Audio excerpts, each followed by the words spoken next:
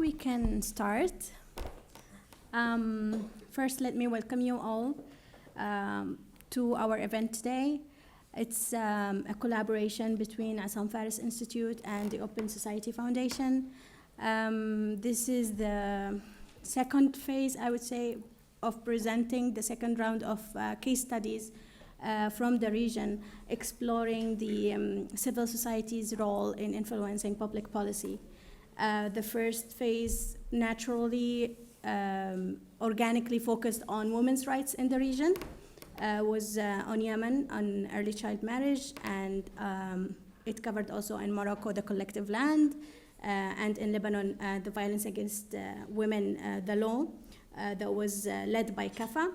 And today we're going to explore the second round of papers that have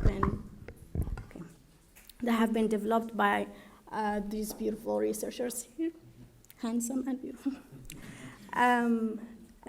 which focused on more prominent, I would say, public policy issues in Tunis and in Lebanon and in Egypt. So without further ado, we began, and we'll start the paper with Lebanon, Ms. Leah Khater.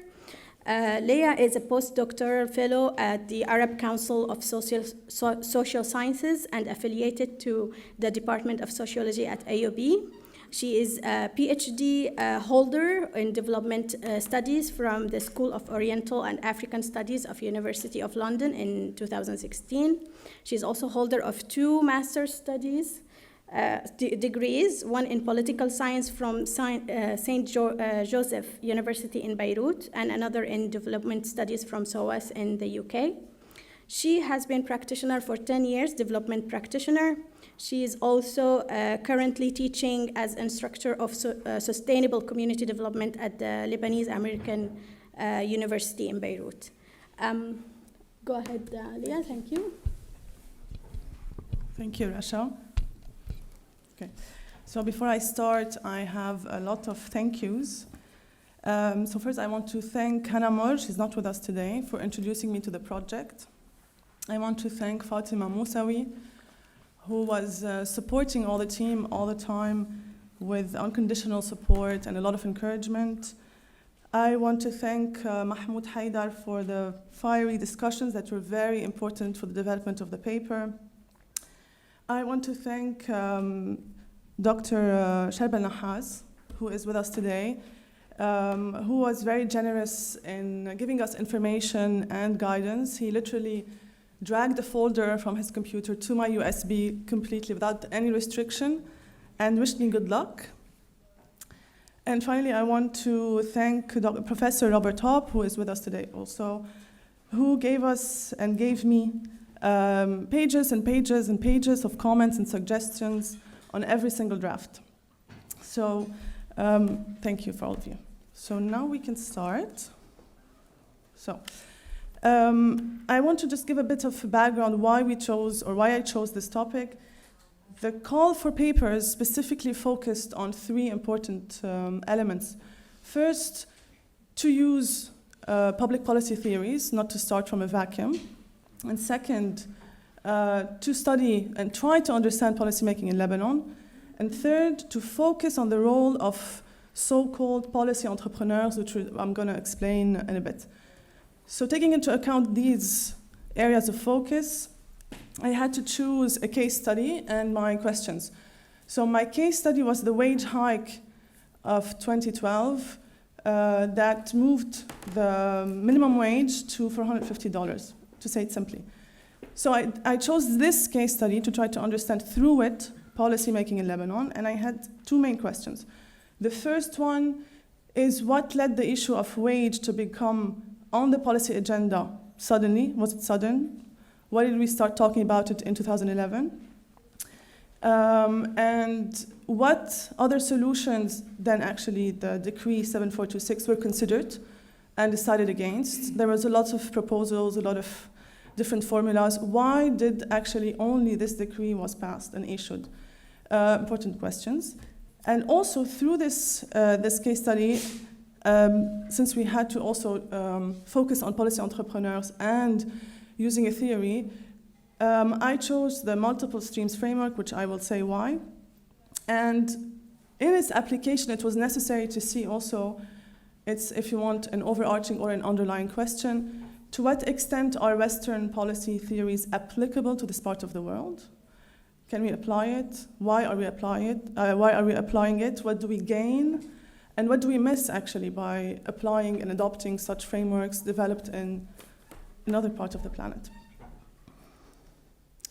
So why did I choose MSF? So whenever we want to know about policy entrepreneurs, one of the pillars of this research project, we have two frameworks that focus on this concept: the Advocacy Coalition Framework and the Multiple Streams Framework. So we had to start from somewhere and not to try really to take the concept on its own without the framework. In terms of research methods, it doesn't work.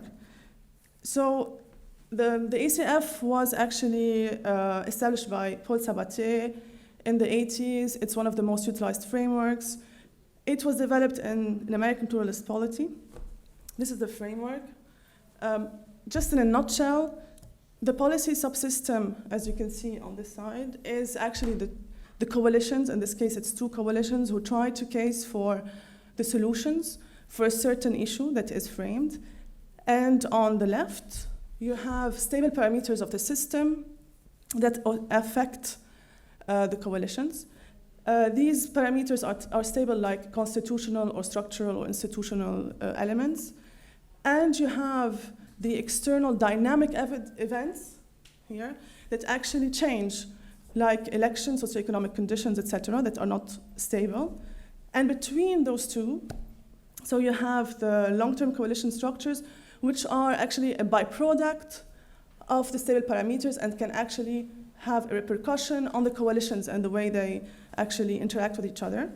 And between the dynamic events and the policy subsystem, you have events that happen that can be taken as an opportunity suddenly by these coalitions, and they agree on an issue and it's passed in a very simple way. Well, this is the framework I'm not using. Why? So one of the major limitations is that it doesn't really focus on policy brokers. It has some drawbacks, of which the definitions given to the policy brokers are not very clear. We don't take into account the self-interest of policy brokers. So the role is kind of overlooked. So we turned to the MSF. The MSF was developed by Kingdon in 1995, developed further by Zahariadis, who wrote extensively about it. And it focuses on how policymakers' attention is captured. How did we capture the attention of policymakers to actually look at the wage problem and try to find a solution and discuss it? How the problem is framed. How do we do the matching between the problem and possible solutions? It focuses on the role of entrepreneurs, and it's actually designed for a rational, dynamic environment. So this is the framework. Also, very rapidly, because we don't have a lot of time. So 3 streams are the problem stream, the policy stream, the politics stream. The problem stream is actually where it starts, where the problem is formulated. So in the case of the wage increase, this is when we say, and we start to frame the problem. We have a problem of wage increase. We need to do an increase because of the inflation, etc. We have focusing events that draw the attention to a certain problem, or for instance, like protests or strikes. At the same time, when the problem is framed, you have solutions. A lot of policymakers or stakeholders will start proposing solutions, and this is what we look at in the policy stream. At the same time, but as a backcloth, in the background of the issue that is the foreground, we have the political events like elections, presidential elections, or a change in, for instance, a judiciary court, for instance. We have the members are changed, etc. So you have political events that can actually affect the policy making. And then at some point you have entrepreneurs, the policy entrepreneurs, who get to a point where they can bring the 3 streams together, create a policy window, and this is where they will case for a certain solution, try to convince the different policymakers to actually agree on a policy, and we have a policy output. So what we try to do in this paper is to read the wage hike in Lebanon using this taxonomy, using this classification. So how did we do it, or how did I do it? So this is the definition. Okay, so first we have to do the data collection. So I had to collect every single detail and event about this policy hike. The exact policy-making process took around a year, but we had to go back many years before. Actually, at this point, also, I had to interview the former Minister of Labor about, which is Sharb al-Nahas, about the chronology. So I had collected a chronology as part of this methodology, and we had to validate it with stakeholders in order to be sure that we did not miss any event. And at this point, I told Sharb al-Nahas, okay, so can you please tell me about, can we start with the chronology from 2011? And he said, yeah, sure, are you ready? I said, yes. He said, okay, back in 1992, and I'm like, really? So actually, I tried to overlook it, but it was necessary to go as back as 1996, because the wage issue was actually a long-lasting issue in Lebanon, and it will continue to be. So after building this timeline and this chronology simply, you have to code it on the MSF framework, which is like this. I know you can't read it, but it's just for you to see that every column is one stream. So every event has to be coded on one stream. So for instance, the price index committee has met and, let's say, shared CPI, consumer price index data, in order to study how much we need to increase the wage. This is codified as a problem framing, and then it's put in the problem frame, the problem stream. And then if you have solutions proposed by a stakeholder after this problem framing, you put it in the policy stream. And if there is a political event happening at the same time, which is, for instance, election, you put it in the politics stream, following, of course, the dates. And if you have an action that is passed by a decree, for instance, you put it in the policy action. So I had to do this from 1996 to 2012. I'm not going to show you the entire thing, but it's pages. And we get to this. So this is the framework I showed you before, but adopted to this policy. And what does it tell us? So the paper is actually the analysis of every block in it. So the problem stream is analyzed, policy stream, political stream, who are the policy entrepreneurs, what was actually the policy window and when, and the policy agenda, actually the change and the issue. So we don't have time, of course, to go into the details, but using this framework, we can read this wage and this policy or this policy process in a clearer way. So in terms of the problem stream, how did the wage increase as a problem was framed? You have different focused events, and we have the use of indicators. So one of the focusing events is the revival of the Price Index Committee. So the Price Index Committee,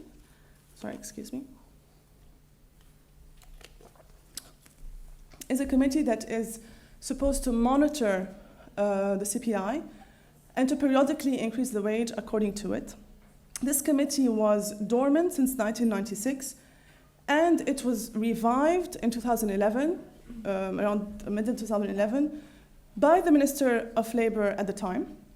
And this Price Index Committee brought again the CPI on the table to discuss it and to see how much do we need to increase the wage using data. And here we have the use of indicators, which is one element also of the Kingdom's framework. So it was surprising to actually use these indicators suddenly and to identify that we have a 121% living cost increase since 1996. And based on this indicator, the problem was framed and policy solutions started to be formulated. So in the policy stream, of course, there are a lot of details. The details are in the paper. If there's something missing, we can talk about it in the Q&A. So we had a lot of proposals, but mainly two main types of proposals. There's one solution to this issue that was proposed, which is the social wage reform, which had several pillars. a 20% wage increase since 1996, periodical wage adjustment. This proposal wanted to reinstall a periodic adjustment of wages based on indicators and data and not political decisions. A transport allowance integration into the core of the wage. This is a long-lasting issue also in Lebanon in terms of wage increase. The transport is actually extracted from the core of the salary, and that way the NSSF contributions of the employer becomes lower, and a huge part of the labor force in Lebanon, around 50% of wage earners are informal workers who don't get transport allowances. So this was key, and this was put on the table again. And also a universal healthcare scheme was proposed. So this goes under one type of proposals, the social wage reform. On the opposite side, we had policymakers who were casing for the safeguard of an old scheme, which does not rely on periodic adjustment, does not rely on indicators, and a proposal that wanted to keep the transport allowances out of the wage, with flat living cost increase, etc. At the same time, we have to look at the political stream, what was happening at the same time. So in 2011 is actually the onset of the Syrian crisis. We have to take it into account. So people started to get worried about the influx of Syrian refugees. And we had also the formation of a new cabinet. It took 6 months to form this cabinet. It was a cabinet of Prime Minister Najib Mikati. And this cabinet had the largest coalition for the Free Patriotic Movement in the government. And there was also upcoming elections, supposedly, in 2013, which was cancelled. So this also has to be taken into account. The policymakers also took into account in their decisions upcoming elections. In terms of the large coalition, this is a coalition that wanted, since it's the first time, to actually enter the arena of competition, the conflict of power. Oh, 5 minutes, okay. And we had also pressure campaigns, which also fall into the political scheme. Business associations were restless, trying to case that such a wage increase is going to create an economic crisis, and the country is going to disappear if a wage increase suggested by the social wage reform, the first option, was going to be adopted. So these are the three streams. And by looking at the timeline, you could see who were the stakeholders, the policymakers, who were trying to bring the streams together, create a policy window, and try to case for a solution. They were the Prime Minister of Labor, Najib Mikati, and the Minister of Labor, Shab al-Nahas. Each was casing, actually trying to push forward the solutions. A policy window was necessary, and according to the timeline, the opinion of the administrative court played a very important role in actually trying to find a solution sometimes and sometimes blocking it. Oh, sorry. Okay. The administrative court at some time, it doesn't have a binding opinion, but at first it gave an opinion that rejected the proposal of the Prime Minister, and the second time rejected the proposal of the Minister of Labor, and at some point it even rejected a proposal that previously it had accepted. So they played a role of brokering between the two, let's say, entrepreneurs, or even the two types of reforms. And this is where the system, or this MSF, stops working. So everything works. And at this point, we get in the timeline at a time where there is something we cannot put in this framework. It doesn't fit in any of the streams. And this is where the MSF misses to detect a very important element, probably the most important one. And here we have to start talking about or thinking about the portability of such frameworks, which is that actually a deal between the president of the FPM and the Speaker of the House, an overnight deal, created instantly a solution, created instantly a policy action, and the wage increase was actually made suddenly, regardless of how much the policy entrepreneurs had the criteria of success, even if we cross them by the criteria of kingdoms. They both had these criteria of success. Even if we have policy windows, at some point this purple box ruins the MSF if we look at it on its own. So where do we put this? And this is where discussions, of course, specifically with Professor Hoppe, led to this. We had to add to this MSF. Yes, we can add to it something to make it more adaptable to the region, which is the regime logic. There are properties or political properties of the regime that we cannot put in the MSF because the political stream is in the background. It's a backcloth. But in the case of Lebanon, it's the main stream where policy action happens, which means that the conflict between regime powers and the regime properties itself decide on which policy actually is passed or not. And in this case, or if you want to talk about the properties of the regime, we cannot overlook the sectarian power sharing in Lebanon. It's a major element that does not fit in the framework.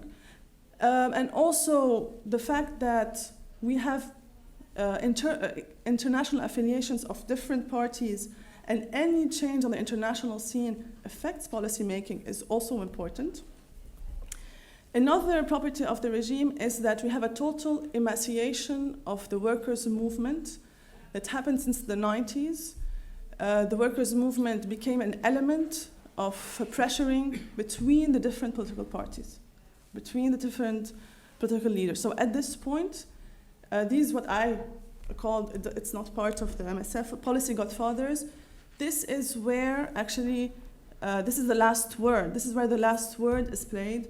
So no matter if we try to help policy entrepreneurs, or no matter how strong they are, they have to have,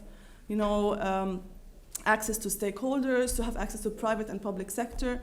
In the case of Lebanon, we have to look at the regime logic versus an issue logic. The issue logic, which is on the foreground of the MSF, in Lebanon, it does not apply. What is on the foreground is the regime logic. So the policy process or the problem framing itself is not about the issue, it's about the regime, it's about the different parties actually colluding and in conflict and trying to take more space in the power by actually casing for such policies. So at the end, instead of having a minimum wage of maybe 580 or 600, the workers accepted very silently a wage increase of 450, so a minimum wage of $450. So at this point, if you want to look at the, one more minute, Yes. Half a minute. So first of all, the failure of the social, of this wage increase, if you want to look at it only in the MSF framework, is due to the fact that it was difficult to implement, it has financing problems, it has a comprehensive character that does not allow such policies to be easily adopted. But if we look actually deeper, we can see that MSF failed to detect the regime properties, and the regime logic supersedes the issue logic. So this is a way to look at this case study. And the problem of wage was not there actually waiting to be solved. It was framed, it was put on the table, it was a manipulation for more power. And finally, about the portability of Western frameworks, yes, they miss in our area a lot of things, but we can maybe attempt to add to it to be able to understand things. So at the end, I can maybe say that if we take another policy process, like for instance the trash crisis, if you try to use this lens and try to understand it, we can also try to understand it through such frameworks. Thank you. Thank you.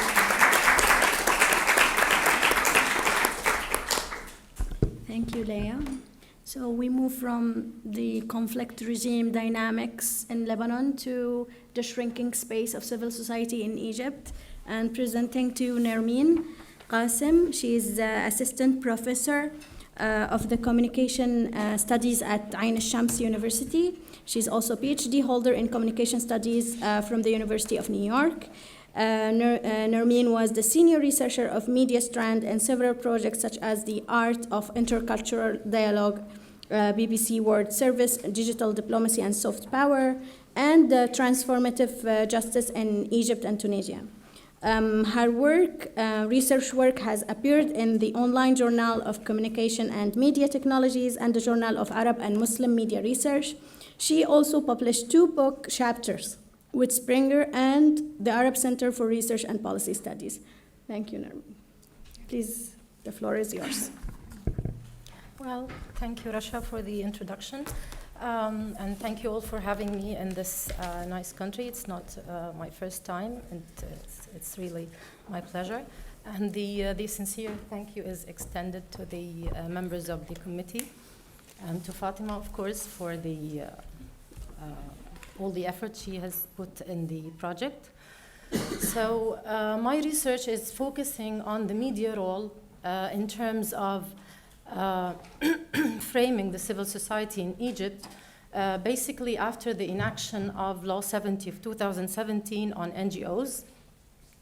And I'm asking the question, which civil society in the aftermath of the inaction of this law, which is very restrictive, draconian law that is limiting the space for civil society in Egypt.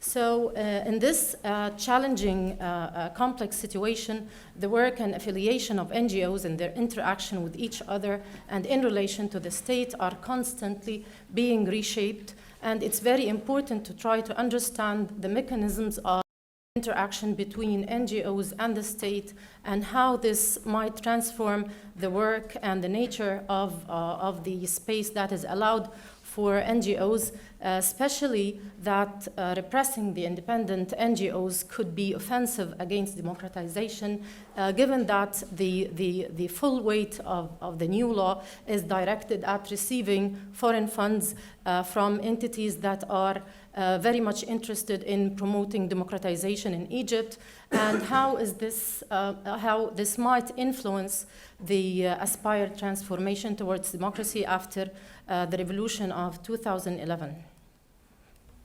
So I've been following the development of the legal regulation of civil society organizations in Egypt over the last 4 decades, which suggests basically 2 things that I'm basing this research on.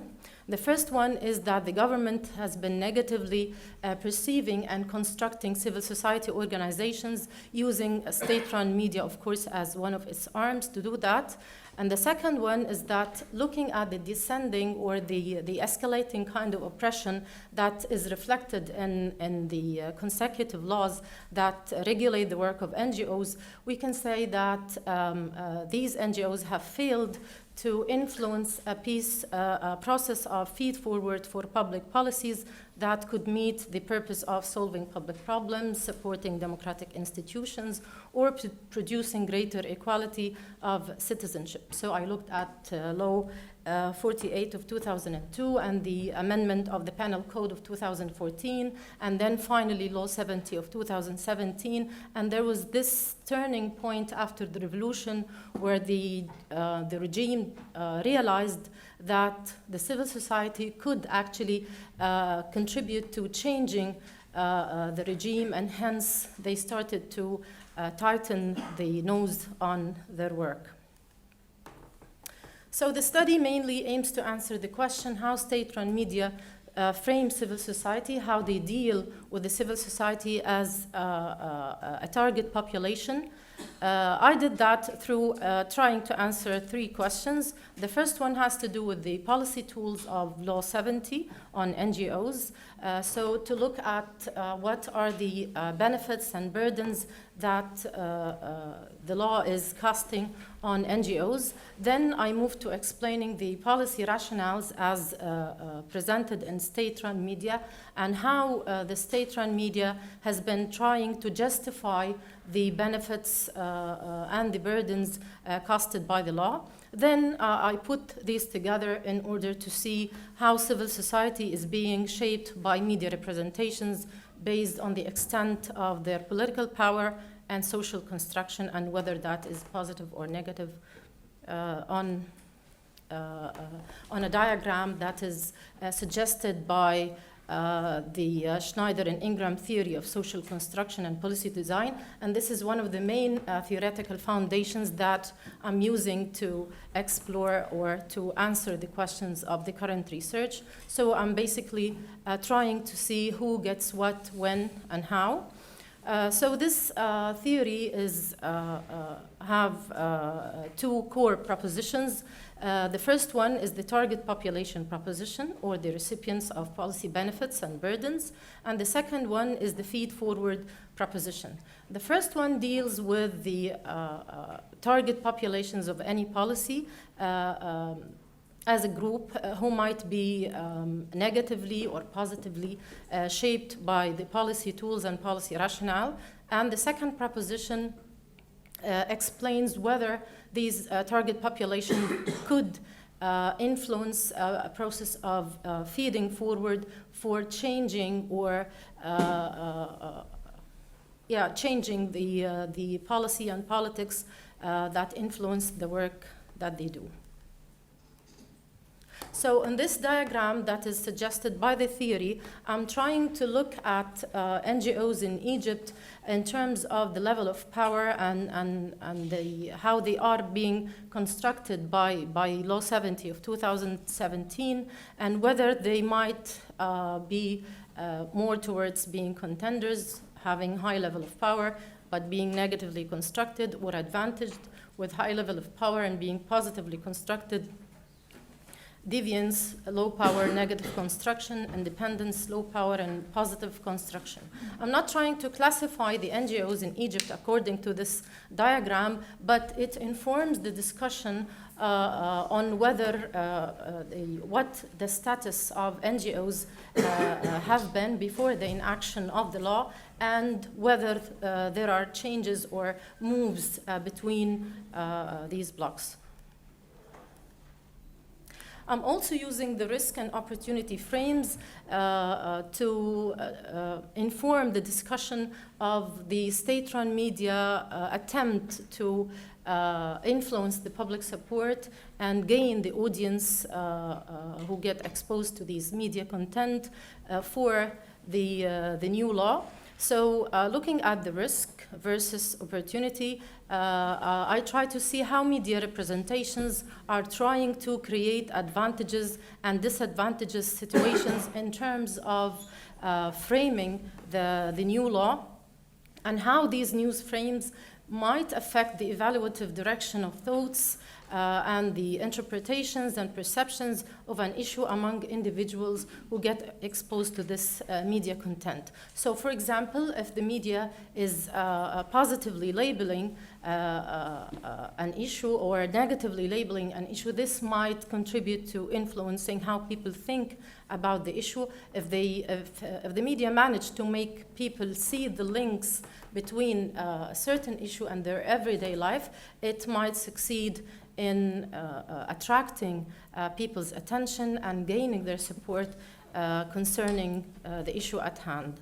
But this is not to suggest, of course, that if the media has been labeling a certain issue in a negative or a positive way, this means directly influencing people, because there are other mediating factors like political knowledge, personal communication, etc. So for the methodology, I looked at the law itself. I ran a content analysis to see what are the policy tools that are used by the law, what are the benefits and burdens. Then I did the thematic analysis of the media content. I chose Al-Ahram newspaper. It's one of the biggest newspapers in Egypt with the largest circulation. Of course, it is state-owned /run media, and it refrains from criticizing the regime in a way, so it kind of reflects the voice of the regime. So I was trying to see how the regime or the government is trying to sell this repressive kind of laws through this periodical or newspaper, sorry. I looked at the news articles published between 1st of November 2016 and the 30th of June 2017, so 1 month before and after the announcement of the law and the ratification of the law, so it's like 8-month span. So just to look at the what I found from analyzing the law and looking at the policy tools, focusing mainly on the benefits and burdens allowed by the law. At a first glance, it seems that there are all-encompassing burdens imposed by the law on all NGOs. But when I looked closer, I found that there's kind of distinction between human rights NGOs and developmental NGOs. So for example, the kind of work that the government is supporting and just limiting actually the work of NGOs within is the developmental work. So for example, they were imposing limitations on associations' access to domestic fund. The law prohibits any association from receiving foreign funds, donations, and grants, whether from outside Egypt or from foreigners inside Egypt without approval from the National Agency to regulate the work of foreign NGOs. And this is very important because having this focus on receiving foreign funds, whether from outside or inside, has a direct impact on any potential process of democratization, and it's actually a way of banning any kind of initiative or support from the international society to the democratization process. Also, the law expressly limits the activities that civil society organizations may engage in. And as I said, NGOs are restricted to activities in the fields of development and social welfare, which was not further defined by the law. And the activities must align with the state's development plan and priorities. So it is clear that only human rights and political reform organizations face the full weight of the law. So what I infer from this point is that advocacy organizations are negatively constructed by the law as a source of threat to the nation state, and they are perceived as by the state as powerful troublemakers who require heavy policy tools for regulation and control. And this is, of course, a lesson that they have learned after the revolution of 2011. And also these attributes place advocacy organizations in the contender's position on the typology that I showed earlier, and I will come back to it. So contenders, like, they have high power, high capacity to influence the regime and the government, but they are being negatively constructed. Also, the developmental NGOs are positively constructed, powerful groups, because they align with the kind of work that is supported by the law. The inferences made from this point is that these NGOs function within the scope permitted by the state, and they possess resources and expertise and are often described as appendages of the state bureaucracy. So the tools of Law 70 might seem burdensome to these organizations as well, yet they actually, the developmental NGOs, they practice within a certain code of practice that is not actually affected by the law, because they have been there for years, and they have the expertise and they have the capacity to keep working. And this is actually what I found in one of my interviews with an expert in NGO studies in Egypt, who said that for developmental NGOs, changing the law or becoming more oppressive doesn't actually influence their work, as they have been doing what they have been doing for many years. And it's not, as long as they keep away from politics, changing the law wouldn't actually influence their work. So what I'm suggesting is that shifts in power relations would pertain less power to contenders who are human rights NGOs, causing them to descend to the deviance status. So rather than having a powerful status but being negatively constructed, they are being deprived from their power, and yet still they are being negatively constructed, while developmental NGOs might remain powerfully advantaged, so high power, positive construction, or they might descend to dependence position, and this is according to their relationship with the state and the kind of resources they possess and how much the state might depend on their resources and expertise. So this is what I'm suggesting, basically based on analyzing the benefits and burdens imposed by the law in terms of where to place human rights NGOs versus developmental NGOs. Well, the second question that I looked at has to do with state-run media treatment of news stories that had to do with NGOs and the law. And it, again, emphasized this dichotomous social construction theme. So there was the threat and the utility theme. Each theme was linked to a big cause that the audience of the media could easily link to and find sentimental links, so they can easily influence how they perceive NGOs and their work. And this is just to have a taste of the analysis. So I started with the headlines to just sample for the analysis. Then I got this 84 news articles. For each news article, I extracted the main theme, which is the dichotomous perception of NGOs in Egypt. Then I started to look at the sub-themes, and the patterns started to appear. So for the threat versus utility kind of frames, I just give examples of the words and the how the hypotheses of this dichotomous frame have been presented in the newspapers. So for the threat frame, it was linked to the war on terror, and the utility was linked to the development plans of the state, where the newspaper introduced the work of NGOs as collaboration with the government, using words like collaboration, integration, government support, essential partners, sharing burdens with the state, voluntary culture, NGOs as mediators between citizens and the state, civic diplomacy and national role of NGOs.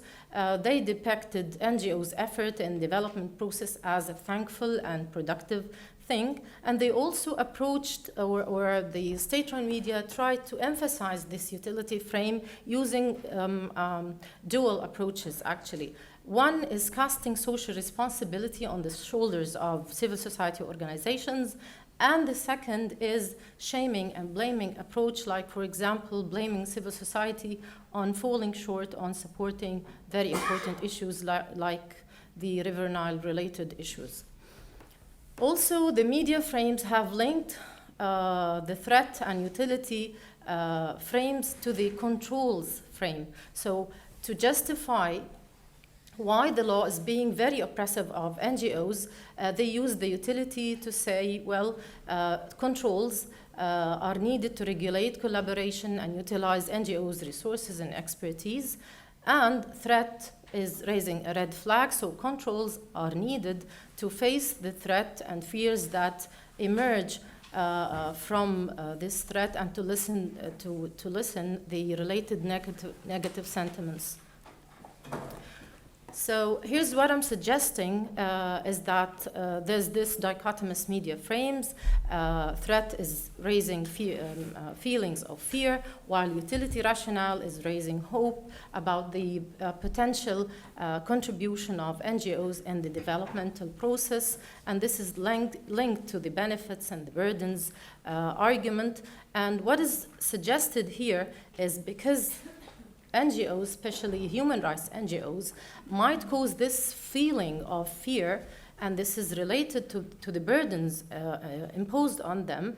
There's kind of tendency towards legally induced active intrusion by the state in the work of civil society organizations that focus on human rights issues, while on the other side, the utility rationale and collaboration and social responsibility, which raises hope, and this is related to the benefits kind of argument, induces kind of active inclusion of NGOs in the developmental process, which are all aim at the end at getting or winning the public preference and acceptance of the newly enacted law.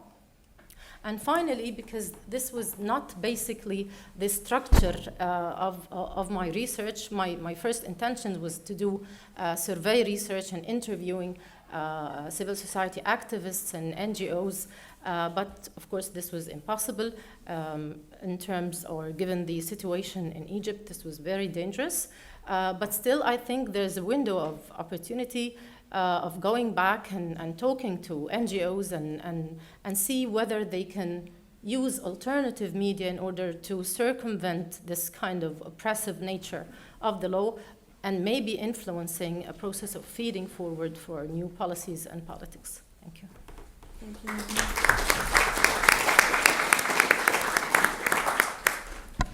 Thank you, Nermeen.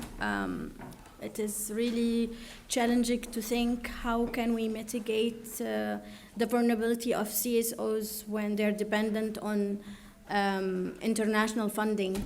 So, I don't know. We move to Tunis. Alex is going to talk about a very interesting issue, which is about extractive industries and transparency.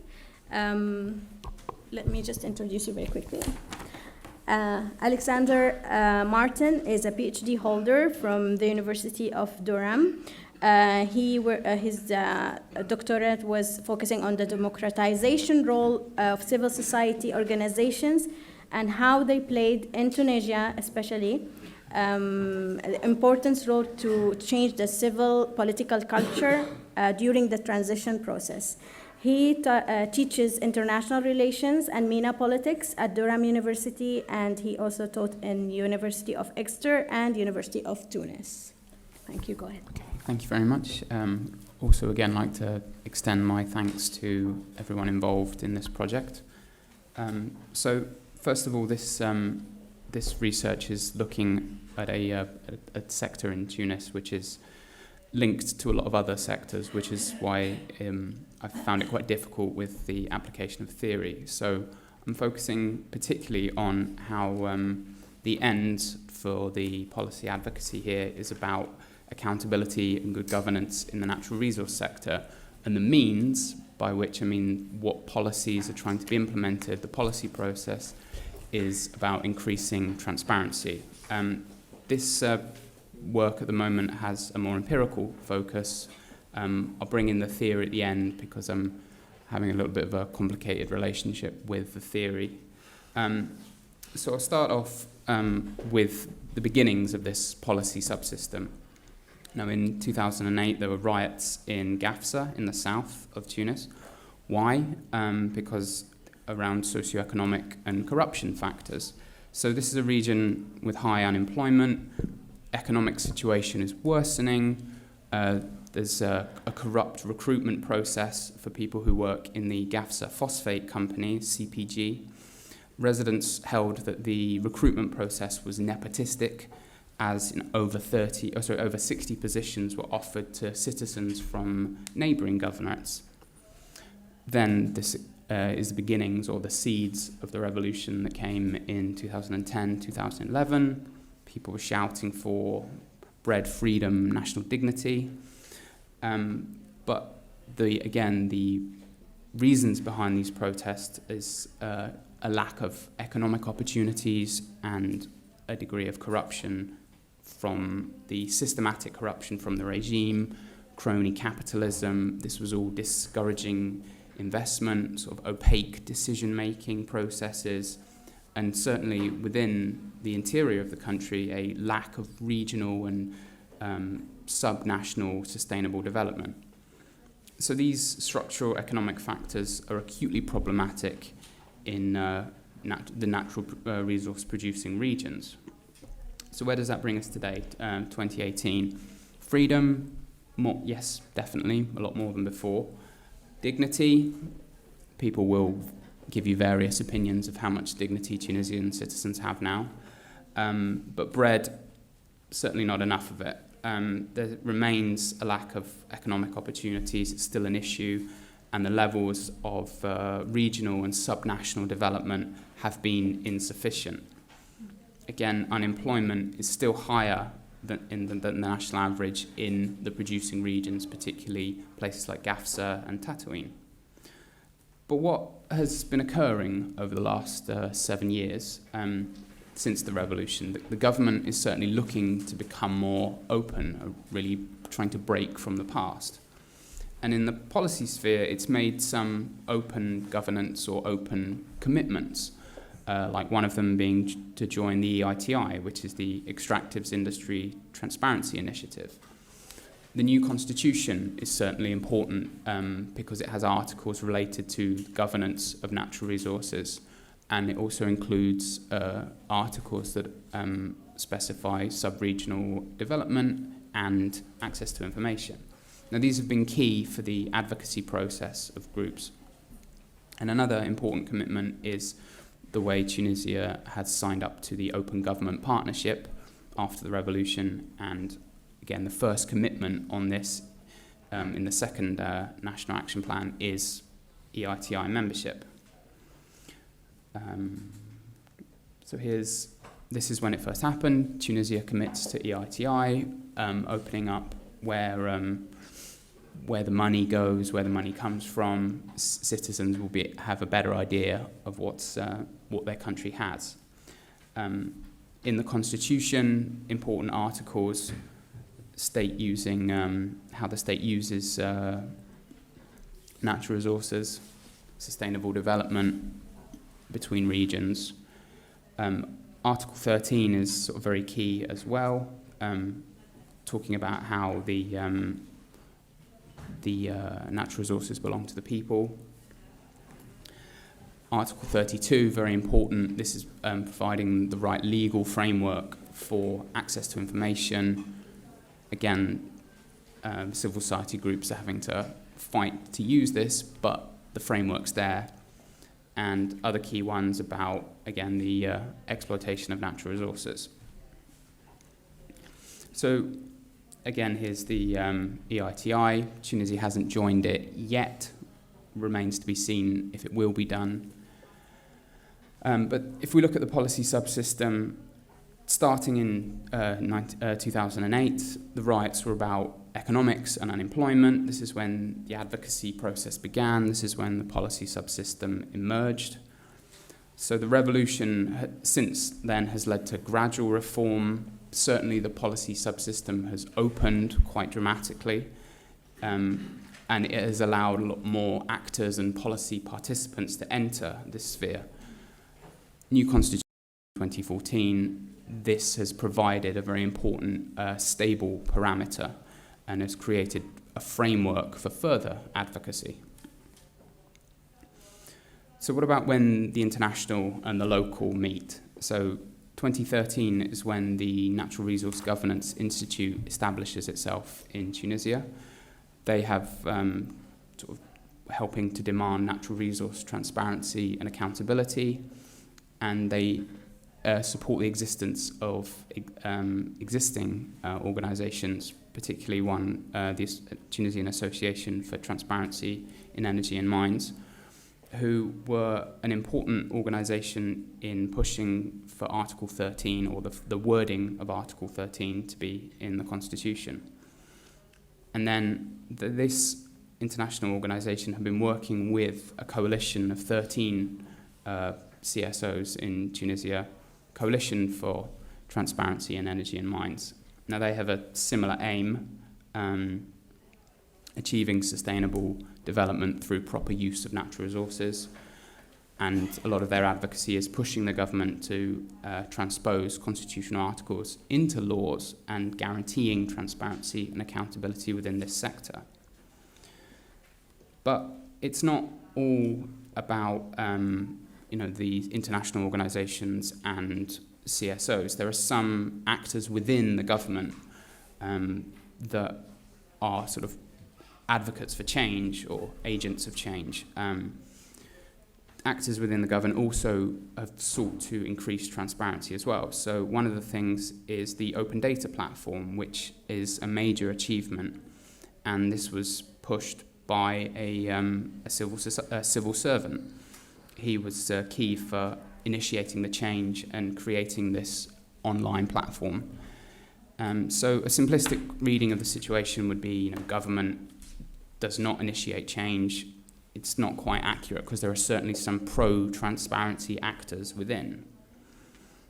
So what successes has this policy process had? One of the key successes is the publishing of contracts.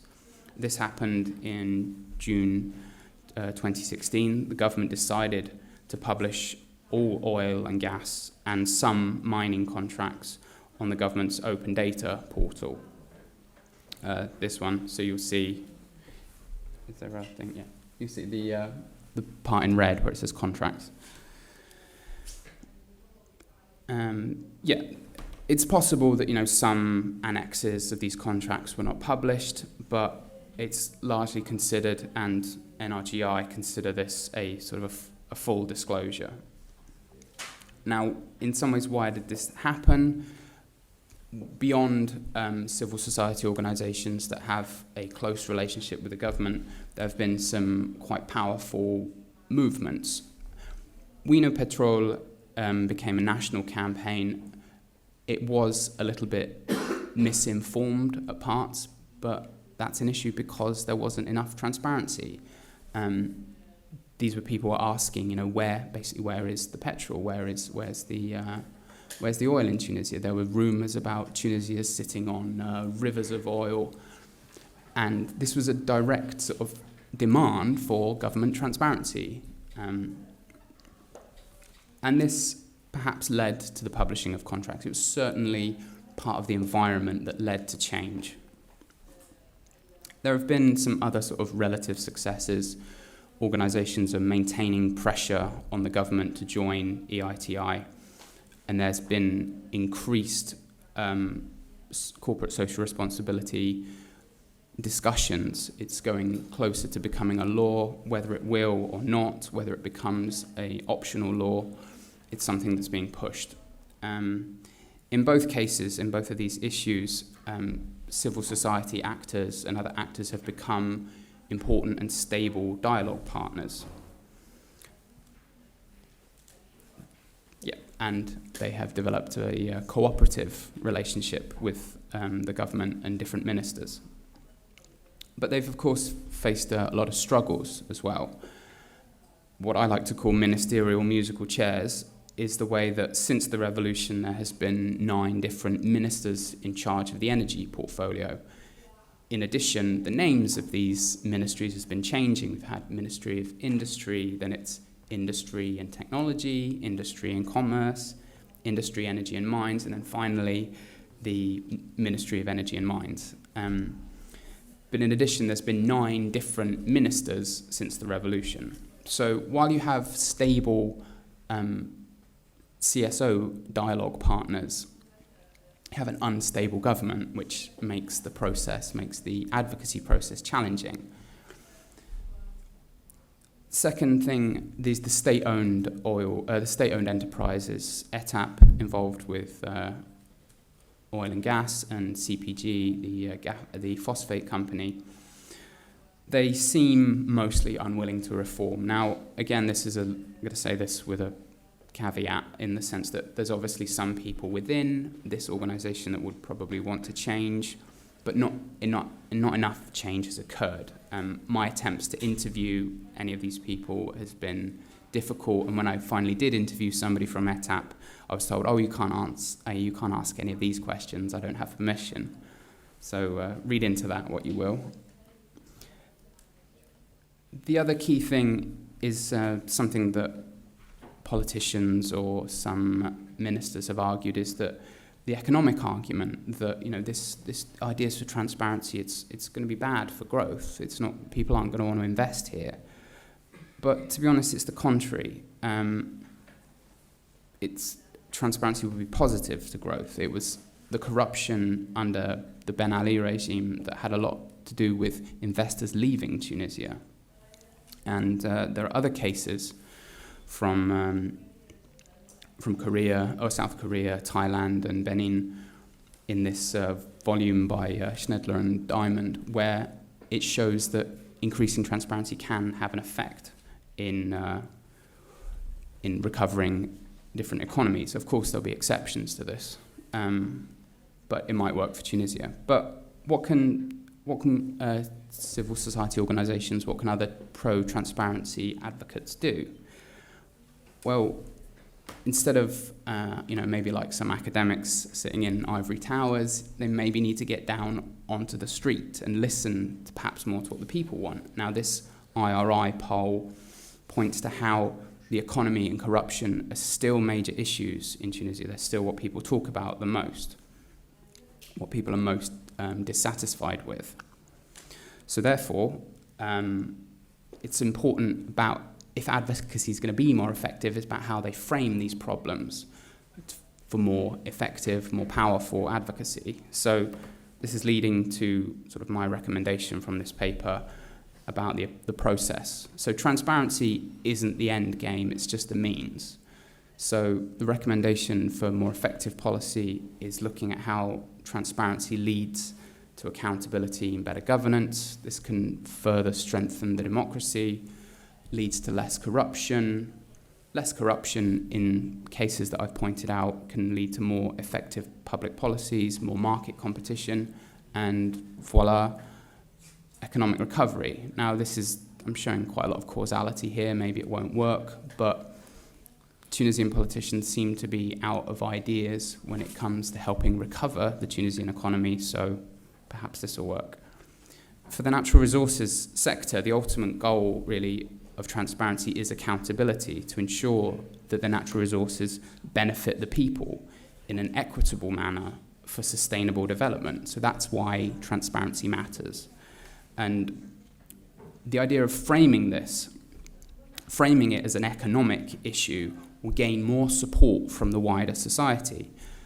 One of the things we were discussing in our workshop was, why do we use the term civil society organisations? Let's go back to what they originally were, interest groups. What's the interest of the people? Corruption and economy.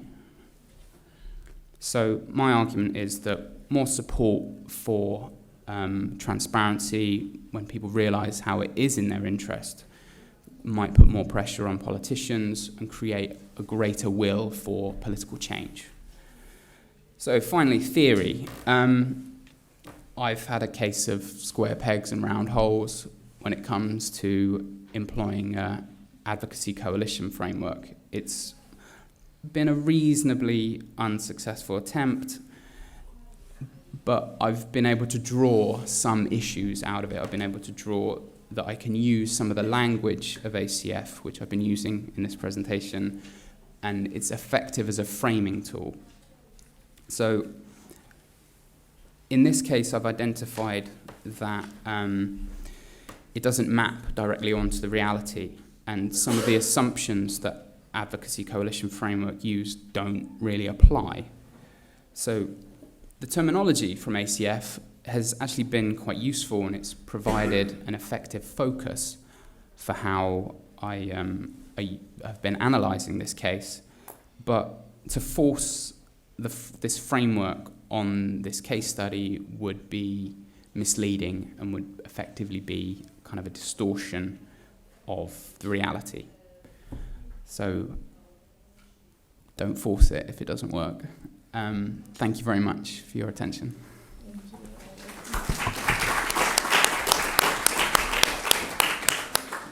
Thank you so much. We'll open the floor for a couple of rounds of questions, and then we'll have a wrap-up very quick wrap up, trying to link what was discussed here. So is there any questions? Could you please, when you ask the question, say your name and your question is directed at whom? No? I have many questions. Oh, yes, Dr. Tariq. Please. Oh, I'm Tariq Mitri. Thank you, the three of you, for very stimulating presentations. I have a very specific question to Dr. Kassem. I believe there are still NGOs in Egypt that are not foreign funded, that are not into human rights, but that are kind of vaguely tainted with a marga'iyya Islamiyya of sorts. Now, where do they fit in the typology of representations that you have analyzed? Well, in terms of the marga'iyya,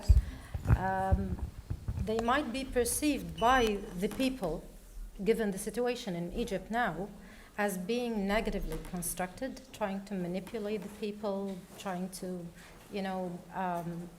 making voting swings or in this direction or the other. But in terms of, still, they do good work in terms of providing social services and supporting people in terms of health, education, and even, as I said, the zayt wa-sukkar. So at the end of the day, people are concerned with their everyday life, problems. So no matter where the food is coming from in this situation, they would take it. And actually, the consequences might happen. So this, debate about buying the votes and so on. But in terms of the regime, of course, they fit within the worst kind of, everything is negative. They are trying to tighten the nose on them, so they are being deprived from their possessions. No door for foreign funds is opened anymore, but they can find, back doors, of course.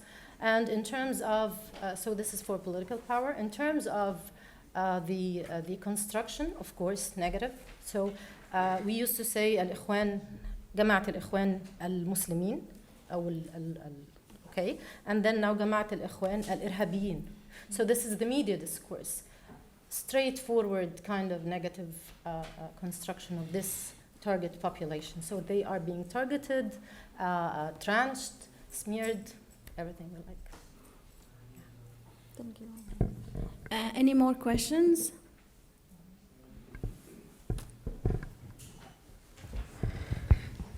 Hello, I'm Stanley, and I had a question for Dr. Alexander Martin.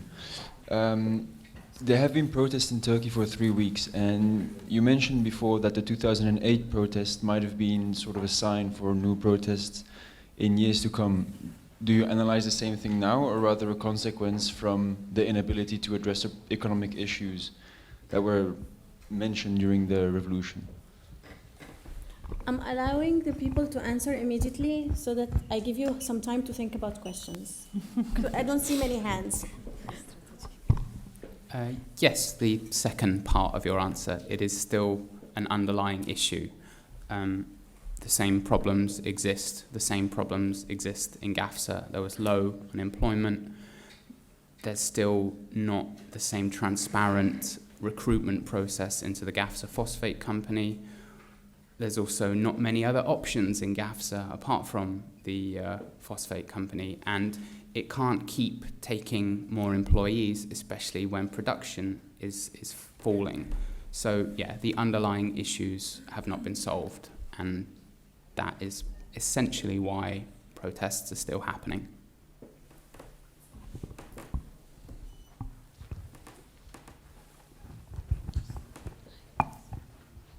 Thank you. My name is Tanya Kisley. For Alexander, you mentioned the increased transparency and accountability frameworks that are being enshrined in the law in Tunisia. How does it compare to other countries in the region?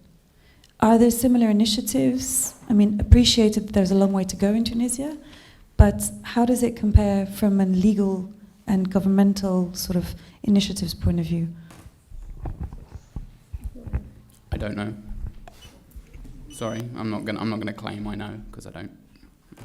I think this is why this research is important. So for me, for example, as a Yemeni, and we're too late, our oil has dried up. For Lebanon, I think there is some future for exploring that. So it's going to be for you a very good reference for civil society to plan how they're going to work.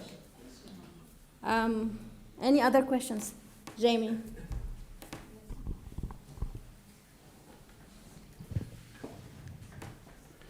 My name is Jamie. Jamie Balfour. I had a question for Issam.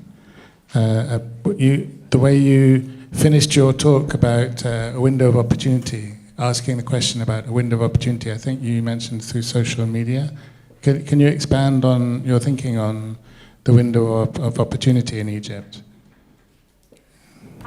Well, this is a question that I've been trying initially to answer in my first structure of the research when I was aiming at conducting field work and disseminating survey amongst civil society activists. But of course, I couldn't do that given the situation in Egypt.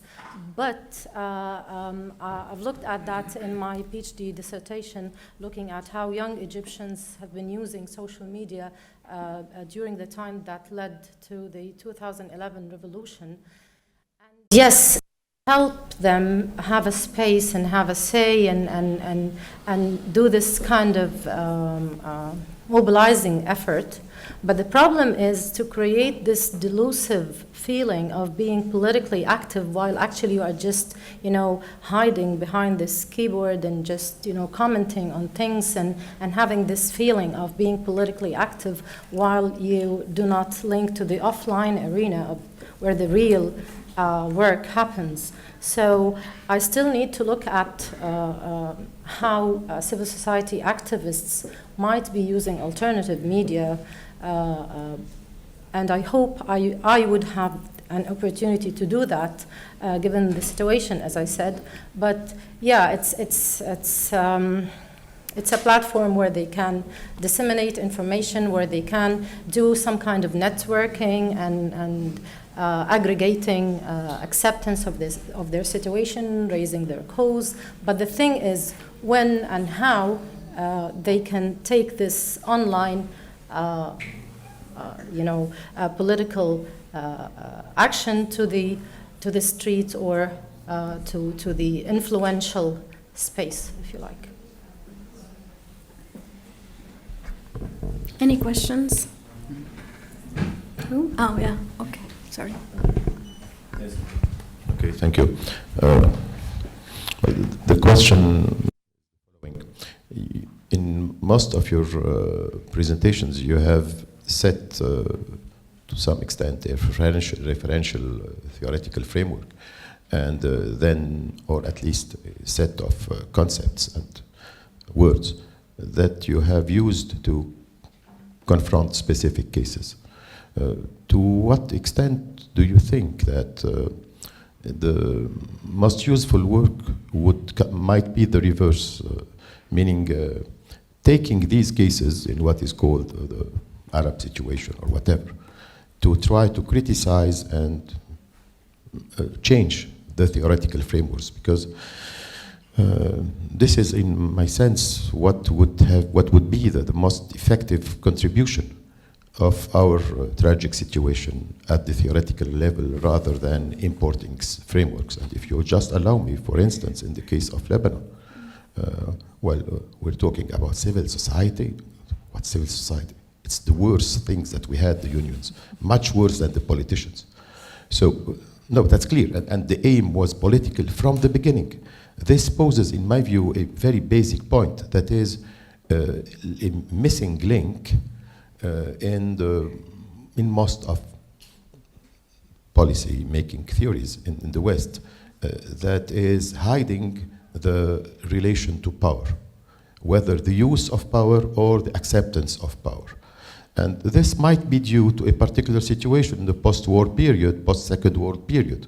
But this cannot be taken as a basis for a theoretical edification, while it is a purely accidental situation, and what's happening now shows its limits. So in this direction, I believe that your contribution might be of a higher importance. So I don't know, what's your opinion? In other words, if you were in a situation, Leah, what would have been done? What would you have done in the case you've studied? I can talk about my case study, where I think I have tried to use this application to show that it doesn't really apply, and try to add to and in terms of civil society, role, we touched upon it, but in my case study, but from the larger definition as talking about the workers' movement and its role and its total emaciation. And I think this recent interest in civil society organization is a typical, reflection of this dichotomy of old, new social movement, where the old movements focus on the workers and a class struggle, and the new social movements focus on transversal identity issues, which shows the interest now to the civil societies versus other types of mobilizations. But I think the application of the framework in my case is not to try to show its perfect adoption, but also we cannot start from void. We cannot just start completely from nowhere. We have to start from somewhere. So, Thank you. I think, do you want to add to this, to answer to this question? Just a quick comment on something that emerged from our discussion today with the advisory committee. It's about the fear element and where we can place it on this typology of advantages, contenders, and so on. So I think if we can manage to see where this kind of negative sentiment comes from, how we can control it, how we can talk to the audiences about it, and it might be something that would help civil society link more to the grassroots and appeal to the ordinary citizens. Also, there's this variable of political knowledge that link to how audiences might be inclined to or being susceptible to the media frames, whether the risk or opportunity, because the more political knowledge you have, the less susceptible you are to the fear frame. And I think Egyptian people are not interested in politics. These shifts have been happening since the revolution, but still they need to mature more. And so they are vulnerable in terms of being easily manipulated because they are not knowledgeable enough. So if we can use alternative media to disseminate information, reliable information, because you are the producer of the message, so there's no control of the level of the knowledge that could be disseminated on social media. But if we can raise the level of political knowledge among ordinary citizens, something could happen in terms of controlling these fear sentiments. I'll give you the chance to, because I feel the theory, they all suffered. I suffered as well. Phase one. With regards to my use of advocacy coalition framework, it's a framework that makes assumptions, and some of these assumptions, that there are two coalitions for and against an issue, that there are policy brokers, policy entrepreneurs, issues around core beliefs, and also that it's mostly been used on stable democracies, or at least emerging democracies, and there are too many variables in my case, or the Tunisian case, that don't apply. And it seems redundant to force something that doesn't exist, or to push an issue, or to make something appear there that isn't there. Then, I understand the value of looking at things through frames or through theories, because they highlight important issues. But I'm looking at it more like a scientific experiment. I need to use a different compound or a different chemical because it's ineffective. So I think this was one of the main objectives of this exercise in phase 1 and phase 2 was to explore whether Western theories are applicable into our uncertain, fragile context in this region. So we cannot say, Sorry, you yes. can, I will let you add something. You cannot immediately from one case present, okay, no, this is not working. So when we do more cases, then we can establish some evidence that, yes, this is not working, and this is the alternative, and this is how we think the theory can be developed, and then we come up with our own version of theory. Do you want to add something? I just want to add regarding the use of power. In this application, it was clear that the use of power was not somewhere we could, it was not something detectable by the MSF, and we had to add this regime logic, which is pure use of power, which is a necessary addition. So it was an experiment that actually, this experience as a research project actually showed this important element that is not available in the framework. So we tried to add something. It was not completely an imported framework.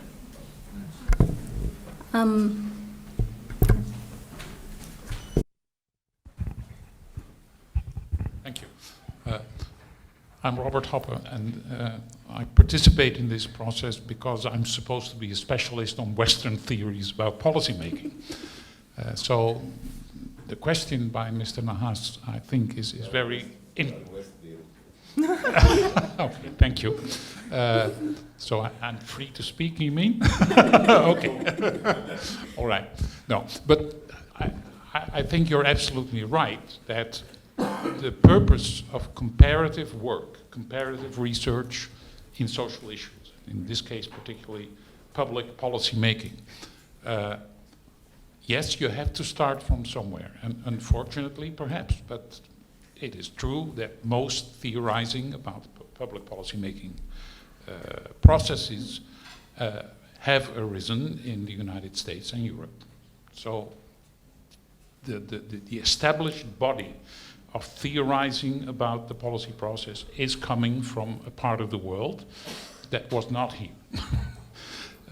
And well, then one of the purposes of the research process is to actually put public policy making in the Arab world on the international academic map, because now this part of the world is simply not represented in the case studies that circulate in academia and inform theorizing and further theoretical developments. Because this is not a stable state. I mean, the theorizing is going on. There are novel paradigms coming up, novel theories coming up, and having evidence, simple evidence from how public policy making processes work in this part of the world is important for the further development also of, well, the body of knowledge in the Western point of view. And there is a second one that actually I think you're aiming for and which I would subscribe to fully. For me, participating in this process is a two-way thing. It's not only that I learn how to adapt Western models to this part of the world, but it's also the other way around. I start to see that the enchanted theories in the West have blind spots, have omissions, are working from tacit assumptions that all of a sudden become visible the moment you start applying them here. So in that sense, Alexander's effort to apply the Advocacy Coalition framework to Tunisia, which also to me looked pretty promising when you started. Well, you tried it, you did it, and it turns out that it is indeed leading to all kinds of misleading analogies to conceptual overstretch, simply not being able to see everything that's important in this case. to a lesser extent, that is also the case in Leah's wage hike case study, although there maybe you can, by just extending and adding a particular element to the multiple streams framework, make the theory more representative of the evidence than is there. So that's a relatively small change in the theory that is indeed adapting to this part of the world. Well, Nermeen's research for me was showing that the governmentality concept, which is gaining importance in public policy making studies in the West, although it was underdeveloped so far, can be further developed, and because in the Egyptian case it's so clear what the government is doing in terms of suppression, in terms of fear-mongering, etc., etc. It is an excellent operationalization of the governmentality concept, and you can clearly show that it is relevant, whereas in the West it's much more implicit, much more hidden, very difficult. You need all kinds of ideological discourse and discursive theories to make it visible, whereas here it jumps into the eye, so to speak. And I think that is a very valuable contribution. So I would like to stress again, in answer to your question, it's a two-way process. It's not only adapting theories that already exist to the Arab world, but it's also the other way around. We learn from how things happen here that our theories are deficient in many respects. And I hope that we can change them and introduce them into the mainstream theorizing, which unfortunately still happens in Europe and the United States most of the time. If you just allow me, maybe an interesting process would be to see under what conditions, or under, as you said, under what implicit assumptions these major, as you call them, Western theories get significant, because rather than the reverse side. And again, this is, put it differently, you're talking about Egypt, Lebanon, Tunisia, etc. Well, the reason for which the exercise of power and the acceptance of power, because they go together, have taken the specific form of issues, solutions, problems, etc., is a very central question. Because whether in the case of Tunisia or in the case of Lebanon, just imagine as researchers that you were in the position of exerting power. What would you have done? Just put yourself in this position and the whole topology would change for you.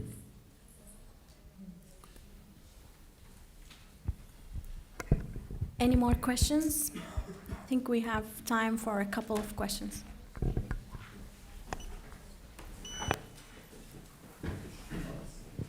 Thank you all for your insights. My name is Charlotte van der Werf. I have a question to Dr. Khater. Apologies for the pronunciation. You mentioned regime logic as a missing explanation for policy change in the multiple streams framework. I would be interested to hear if there are other policy issues in Lebanon or in the Arab world, besides the trash crisis that you mentioned, to which the multiple streams framework could be more applicable, maybe including the variable of regime logic as you talked about? Well, we have to try. We have to try. But as far as I know, the MSF was not applied in the Arab world before. But since there are similarities in the region, which is exactly what Dr. Nahas was talking about, the use of power and the submission to power, which falls within the regime logic, I think a straight-jacketed MSF without taking into consideration the properties, particularities of regimes in the Arab world, MSF would not be enough. So we have to stretch it and put the political arena in the front, not in the background.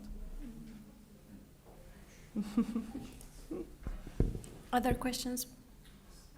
خلاص? I will wrap up very quickly.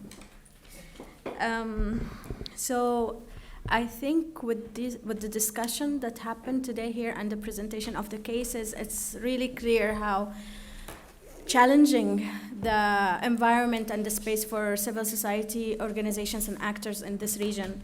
We were talking about exploring the regime powers on the policy of the Godfather, having the final say of issues, and the regime logic versus the issue logic. In the Lebanon case, we did really the civil society actors were able to break the mold that we want to break.